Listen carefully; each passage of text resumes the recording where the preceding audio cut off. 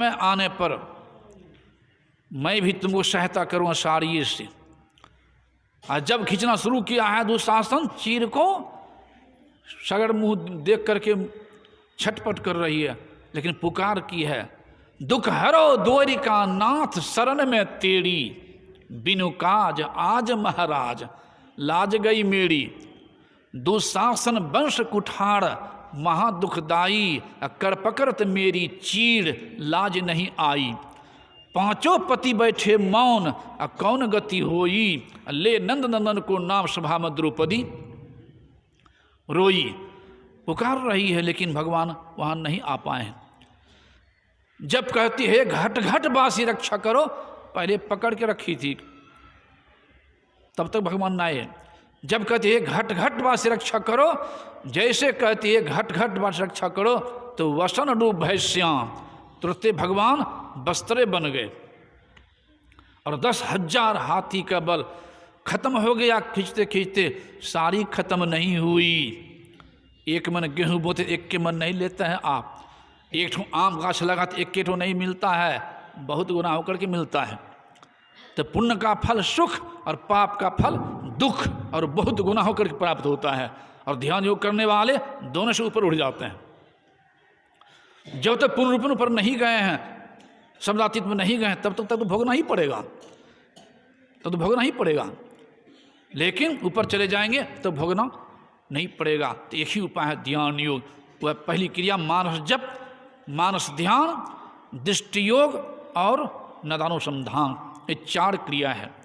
नाम भी वह ध्वन्यात्मक नाम से है, केवल वर्णात्मक नाम नहीं, ध्वन्यात्मक नाम से। सार शब्द ध्वन्यात्मक नाम, उसी नाम को उल्टा नाम भी कहते हैं।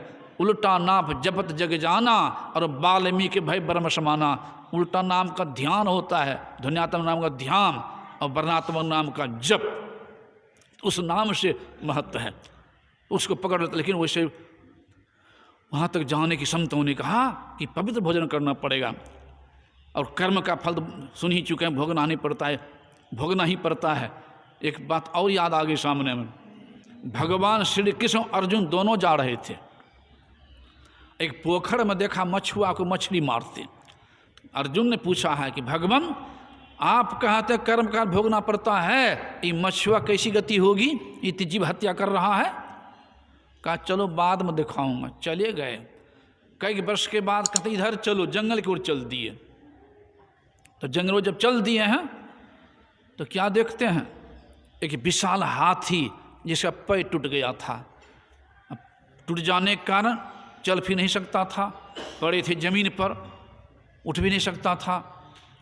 पूरे घड़े शरीर में घाव हो गया था। 2-4 नहीं, लाखों अरबों पिल्लू खा रहा, लेकिन जीवित था, प्राण निकला नहीं था, जीवित था। सोच सकते हैं 2-4 ढीला होने पर कष्ट होता, तब निकलवाती है, बेटी से भी गोतनी से भी ढीला निकलवाती है तो कष्ट होता तभी ना। और जिनको करोड़ों पिल्लू खा रहा है कष्ट नहीं होता होगा। हाथी करा रहा था, अब प्राण नहीं निकला था।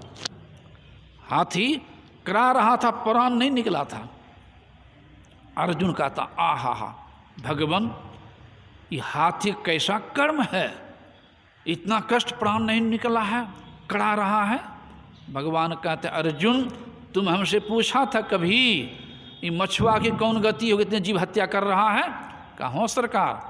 कहा वही मछुआ यहाँ पर हाथी बना है और वही सारी मछलियाँ यहाँ पर पिल्लू बनी है, अब बदला पूरा रही है। जाका गर तुम काटी हो सो भी काट तुहार। ईश्वरादेव कहते हैं खान पान को प्रथम संहारो। खान की बहुत सी चीज़ है, वो सब खा करके हत्या का पाप का पार पर मत चढ़ाओ, उससे बचो। इसे खान पान को प्रथम संहारो, तब रस अवगुण मारो। मांस मछलिया भोजन त्यागो, सतगुण खान पान में पागो। यह कुकर के खान है, मनुष्य देह क्यों खाए। अब मुख में आमिक मेलता, नरक परे को जाए। मांस मछलिया खात है, सूरा पान से हेत। सो नर जर से जाएंगे, जो मूली की खेत। हाँ, ऐसे गलती करने वाले भी अगर संत के शरण पर जाए, जैसे नाला का पानी कोई नहीं पीता है, लेकिन नाला का पानी भी अगर बहते बहते गंगा मिल जाए तो लोग पीवो करते हैं, छिटको ले लेते हैं और बैनाथ धाम पहुंचा देते हैं। उसी तरह से पापी भी अगर संत के ज्ञान भी गंगा को पान कर जाए तो उनका भी सुधार होना है। युक्ति प्राप्त साधना करे तो करते करते एक दिन उनका भी उद्धार हो सकता है।